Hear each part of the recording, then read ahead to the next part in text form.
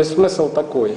Вот эта вот идея Атлантиды, люди высокого уровня, которые приплыли из-за моря с острова и населили, ну типа теперь мы от них произошли, только чуть-чуть хуже.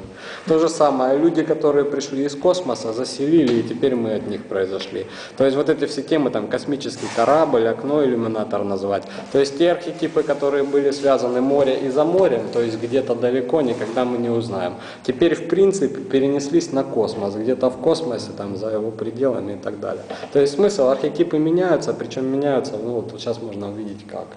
То есть в принципе это момент 50 лет назад появился новый архетип такой свежий и сразу как прирос хорошо, то есть в таком духе.